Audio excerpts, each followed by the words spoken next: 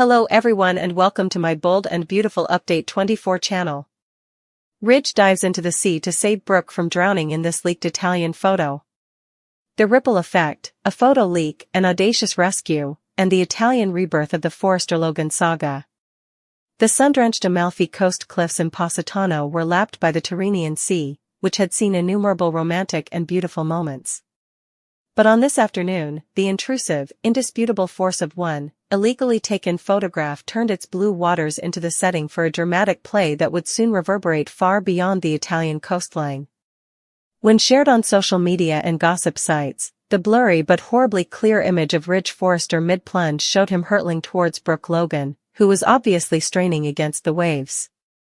His muscles were clenched in a desperate gesture, and seawater was spraying all around him.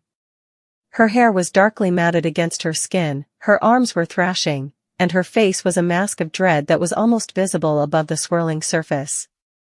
In stark contrast to the primordial conflict taking place in the foreground, the background was a blur of luxury, featuring the sleek lines of a multi-million-dollar yacht and the famous pastel buildings of Positano clinging to the cliffs. This was not a manufactured paparazzi shot, rather, it was unscripted, tumultuous, and screaming danger.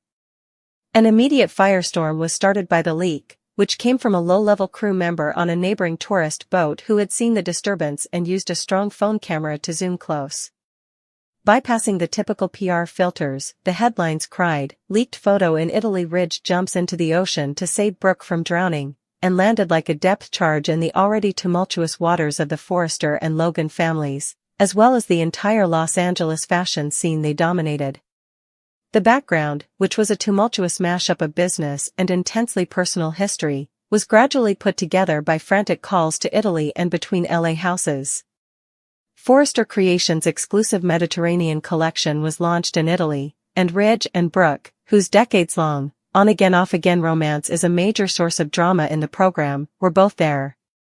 Despite their legal separation, there was no denying the magnetic pull that held them together, a force as strong and erratic as the sea itself. The day had begun in a rather serene manner. On the yacht, meetings had ended satisfactorily, champagne had been poured, and the new line was celebrated. Brooke had moved to the lower swimming platform near the stern because she needed some alone time away from the subtle tension that constantly smoldered between her and Ridge, especially in such a private location. She may have been thinking about taking a quick, cool swim in the protected bay where the yacht was anchored when she dipped her toes. Later, witnesses remembered her bending over, either tightening a sandal strap or just staring at the water, lost in concentration. Her next move was terrifyingly quick. She stumbled on the slippery teak, and her shocked cry was drowned by seawater as she fell into deeper, colder water than she had thought right off the platform. It didn't matter if it was terror, a little spasm, or the shock of the cold. Momentarily confused, Brooke found herself battling not just the water but also an escalating wave of real terror, her graceful launch suit turning into a liability rather than an asset. On the yacht, the initial disbelief was a camouflage for chaos. Shouts replaced gasps. Despite its inaccuracy, the ubiquitous scream of maritime emergency, "Man overboard," effectively communicated the urgency. A surge of stewards headed for the stern rail. However, a figure had already hopped the polished railing with the careless elegance of a man acting entirely on instinct before any organized action could be taken or life rings hurled. Ridge. He had not paused even a fraction of a second. Years of intricate disagreements, betrayals, and separations had been erased by the sight of Brooke vanishing under a swell, her desperate splashing the sole indication of her whereabouts. She wasn't the woman he'd quarreled with over family, business, or other lovers in that moment. She was Brooke, the woman whose existence was inextricably linked to his own, in grave danger. That precise moment of dedication was recorded in the picture, with the body inclined steeply downward, the eyes laser-focused on the location where she had disappeared, and every sinew striving to save her. No expression of love could ever really convey the physicality of the leap and the complete disregard for his own safety and Armani suit. It was raw, pure protective rage. Unseen in the released photo, the actual rescue was a violent, high-stress battle that terrified witnesses later detailed in graphic detail. Ridge struck the water hard and came up immediately, searching frantically. When he saw Brooke's pale hand break the surface once more, he charged at her with strong blows. He had to battle her panic in addition to the water when he got to her. In her panic, Brooke grabbed at him out of reflex, trying to drag them both down. Using the strength he had built up over a lifetime of physical confidence, Ridge was able to obtain a firm hold on her, hooking an arm beneath her shoulders and yelling incoherently for her to relax, concentrate on him, and breathe. "Brooke! Look at me. I've got you. Stop fighting." His voice seemed to cut through her apprehension, forceful and savage even over the sound of the waves. Towing her weight against the slight but steady swell, he started the long swim back to the yacht's platform. Now arranged, the crew dropped a ladder and threw lines. When Brooke, coughing and trembling violently, was finally hauled onto the platform by strong hands, Ridge followed immediately. Ridge was dripping and his chest was heaving, his face a storm of relief and residual terror as he immediately crouched beside her, moving his hands to check for injuries and lowering his voice to a low, urgent murmur. "Are you okay? Brooke? Talk to me." The stolen photo sadly missed the essential aftermath, the silent intensity that followed the explosive action, but it did catch that moment, the raw vulnerability and focused focus as he cared for her on the platform. However, the leak made sure that the world only heard about Ridge's frantic plunge, the most dramatic and solitary moment. It was everywhere in a matter of hours. Every entertainment blog, TMZ, People, and innumerable social media sites promoted the photograph and the dramatic headline. There was a lot of conjecture. Why were they together on an Italian yacht? Was it a covert meeting?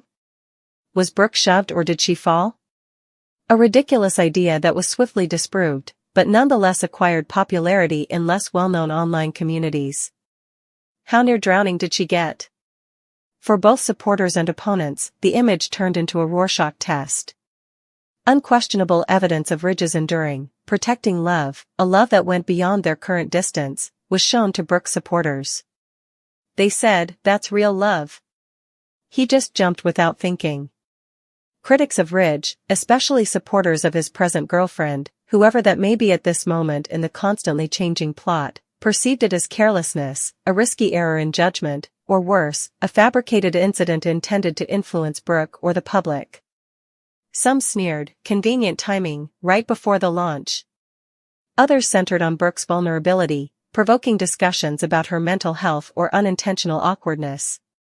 The fire was stoked by the absence of context. It did little to calm the storm.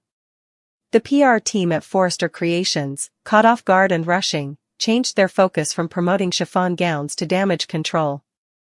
They released a brief statement confirming an accidental fall and a quick response by Mr. Forrester, downplaying the severity to thank Brooke for recovering well. It was a seismic impact back in Los Angeles. When Eric Forrester saw the picture, he had a well-known twinge of father dread and intense appreciation for his kid. Relieved that Brooke was still alive, Steffi, who was fiercely protective of her father and frequently doubtful of Brooke's influence, was torn between the conflicting emotions evoked by witnessing her father risk everything for her once more. When Brooke's daughter Hope saw the picture, the visual evidence of her mother's near-death experience devastated her more than the comforting phone conversation that followed. The intensity of the frozen moment persisted even after Liam consoled her. Maybe Thomas saw it more strategically, assessing the possible consequences. Then there was Taylor, Ridge's present girlfriend, or maybe a new one. It would be a devastating blow to witness the man she loved performing such a bare, dangerous act for his ex-wife, the woman who would always be his destiny, as it would serve as a strong visual reminder of a bond she would never be able to fully break. The picture was a grenade thrown into the complex web of their relationships. It wasn't just news. The leaked photo was a violation for Brooke, who was recuperating in her opulent hotel suite under a doctor's care, shocked, bruised, and fighting a small case of shock, but physically fine. She recalled the confusion, the fear, and the oppressive powerlessness. However, she also recalled the firm hold Ridge had on her arm, the authoritative tone that pierced through her fear, and the unwavering concentration in his gaze as he dragged her to safety.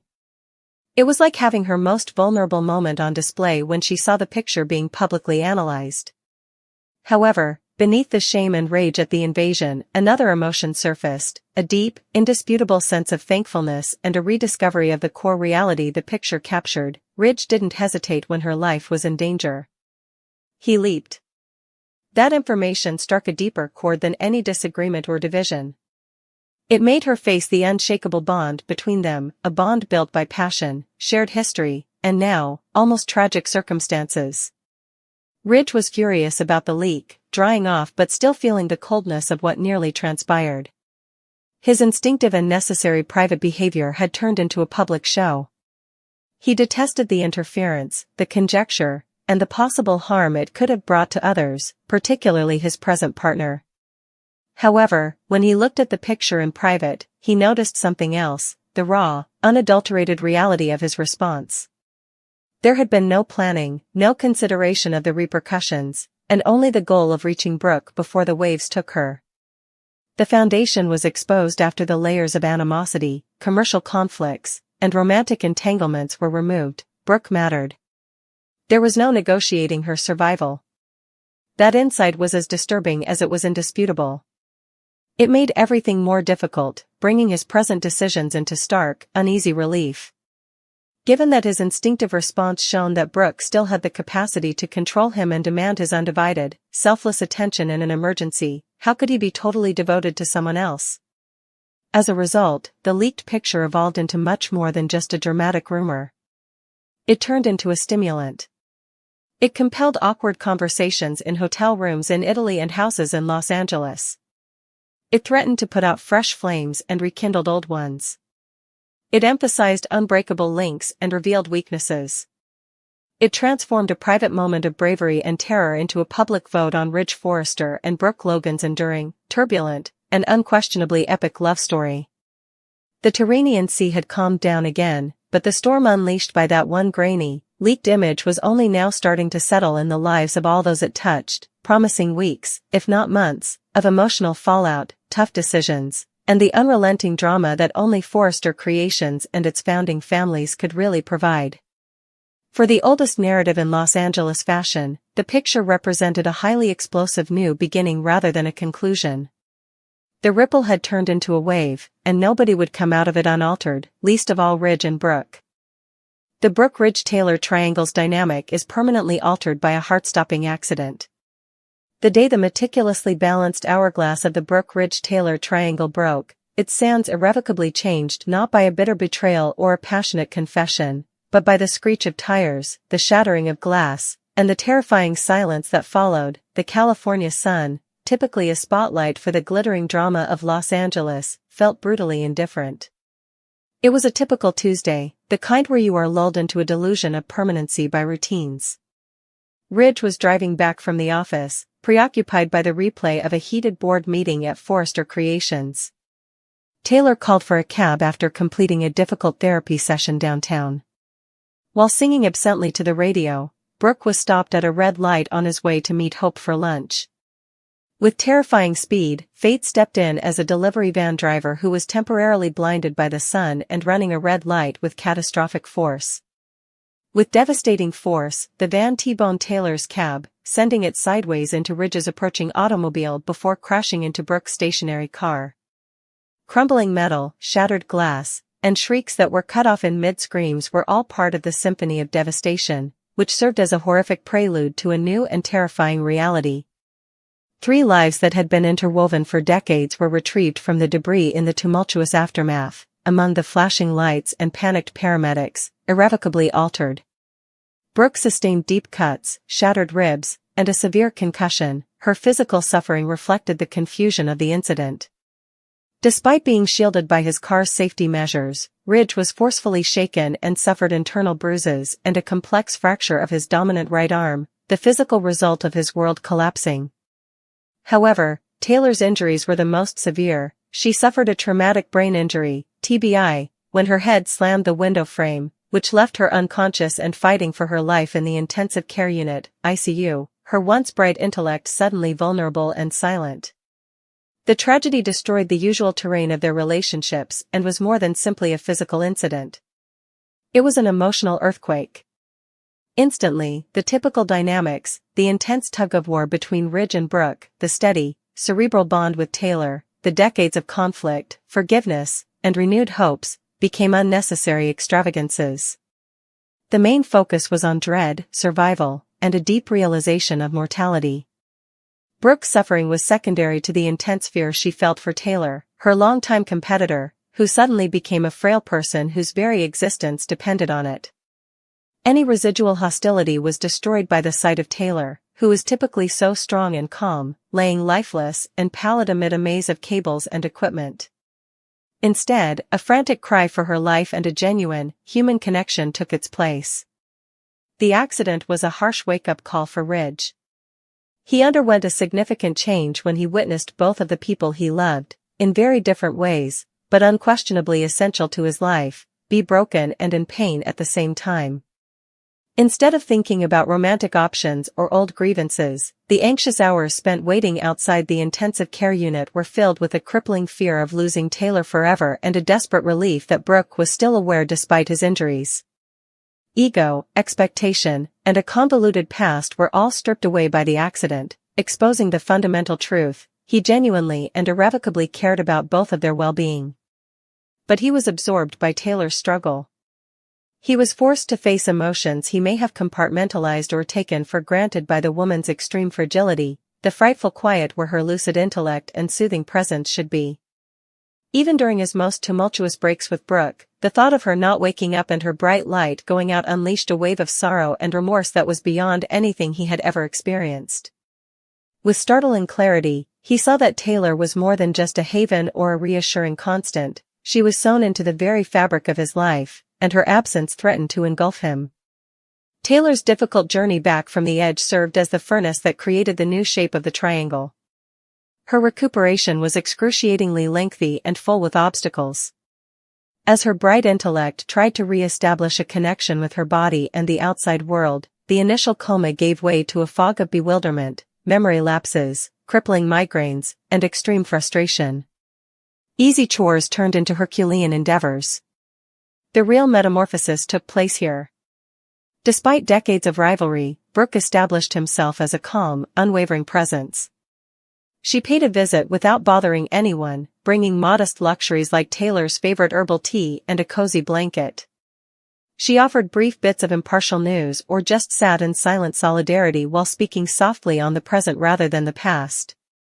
In a manner that no fervent argument could ever do, this unanticipated compassion, which was born out of shared trauma and real concern, disarmed Taylor's barriers. Ridge took over as Taylor's anchor in the interim. He remained there day after exhausting day, through excruciating physical therapy sessions when she battled to regain her coordination, through emotional outbursts of frustration when she was unable to express herself, and during the gloomy nights when she was plagued by terror and migraines. He gained the ability to decipher her silences, to provide patient support devoid of sympathy, and to joyfully acknowledge small triumphs. He viewed her as a woman who fought with unfathomable bravery, her weakness only enhancing her strength, rather than as the strong psychiatrist or the tenacious ex-wife. He saw her perseverance, her periods of hopelessness, and her slow, arduous growth. A level of intimacy, respect, and tenderness that went beyond their romantic past was cultivated by this close observation of her hardship and the unadulterated humanity that the damage exposed. In contrast to his intense, frequently turbulent passion for Brooke, this love was built on vulnerability and steadfast support. Conversation alone was never able to force a reckoning like the accident did. The memory of the near loss hung over Taylor as she gradually recovered her faculties. Ridge discovered that he was a completely different person. His understanding of commitment and love had been permanently changed by the encounter. Even while it was still a strong force, the passionate, all-consuming fire with Brooke now appeared to be irrevocably linked to cycles of instability and sorrow. The close relationship that was created throughout Taylor's recovery, on the other hand, felt like a stronger, more enduring foundation because it was based on tolerance, selflessness, seeing extreme vulnerability, and providing steadfast support. It was a love that was based on the unsung bravery of daily perseverance rather than merely extravagant displays. After facing the abyss and struggling back, Taylor came out of it with a fresh sense of purpose. She recognized the value of sincere, unselfish devotion and the frailty of life. She viewed Ridge's change and his steadfastness during her darkest moments as the best evidence of his character rather than a duty. Brooke came out altered as well. A painful but essential acceptance was compelled by witnessing Ridge's unwavering devotion to Taylor, the depth of compassion that transcended passion and history. She unexpectedly developed empathy with Taylor as a result of their shared trauma and her own experience with mortality. Even while it may not have been eliminated, the old antagonism lost its distinguishing edge and was replaced by a tired respect and understanding that came from seeing each other's humanity in extremes. Taylor, almost losing you, seeing your fight, it changed everything. I can't. I won't risk losing you again. Not to distance, not to doubt, not to the past. What we have now, this is real. This is where I belong. Ridge's decision, when it came, felt less like a choice and more like the inevitable gravity of a changed reality due to the emotion that permeated his voice. Brooke was left on a path of bittersweet acceptance, permanently marked by the day the world stopped, then started again, irrevocably different. The heart-stopping accident had not only altered their circumstances, but it had also rewritten their emotional DNA, breaking the old triangle and creating a new, irrevocable bond between Ridge and Taylor. The hourglass's sands had taken on a new, irreversible shape and could never flow back. The unsettling fortune teller of Steffi. According to the Wednesday, July 2 recap of The Bold and the Beautiful, Luna Nozawa coerced Ms. Dillon into making a phone call at gunpoint, and Steffi Forrester was frightened by a paper fortune teller. On Wednesday's B&B episode, at the beach house, Miss Sunshine, sometimes known as Luna, talked about assisting Hayes Finnegan in creating a present his mother will always remember. After that, Luna taught the entire art class how to build origami fortune tellers, but she still gave Hayes extra attention and made drawings for Steffi's interior. Luna grinned as the lesson was coming to an end and reflected on how bleak Steffi's future appeared to be. Ms. Dillon wished that at pickup, Sunshine could stay and greet all the parents, but Luna said she had an appointment. After completing his art program, Hayes informed Steffi and Taylor Hayes, played by Rebecca Budig, about Miss Sunshine, an assistant, helped out with his mother's gift. Steffi found it strange because she usually received notifications when there were changes to the staff, but she was thrilled to see what Hayes created with Miss Sunshine's assistance. Steffi remembered making one as a child as well, after realizing it was a paper fortune teller. After Steffi selected a color and a number, Hayes displayed an image of a sun. Before Taylor took her turn and received a broken heart, Steffi's subsequent selection revealed a moon. When the last image showed a woman with excess for eyes, Taylor and Steffi became even more concerned because they already believed this was becoming strange. It was obviously about her death, but Steffi dismissed it as a fortune, saying she needed to get more sleep so Hayes wouldn't worry. After Hayes finished playing in the adjacent room, Steffi and Taylor worried about Miss Sunshine is doing this with the children. Eventually, Ms. Dillon gave Steffi a call, and she shared some of her worries with her. As she stated, Ms. Dillon appeared apprehensive. Sunshine was a pleasant woman, but she didn't want to discuss the specifics over the phone and needed to talk to Steffi. Steffi was prepared to let Taylor come over right away and babysit since Ms. Dillon made it seem essential by claiming it was about Hayes. It was discovered back at the beach house that Luna had coerced Ms. Dillon into making that call while she was being held at gunpoint. As she questioned what Luna would do to Steffi, Ms. Dillon became tense. Remy Price, Christian Weissman, who ran into Luna at the gun range and gave her some advice, told Sheila at Il Giardino that he was concerned about her. When Sheila flashed back to Luna, she informed Remy that she was leaving town with a bang. Sheila appeared uneasy about Luna's next course of action as a result. According to previews on The Bold and the Beautiful, Luna, Steffi, and Sheila are in for some crazy moments. Stay back for more amazing news.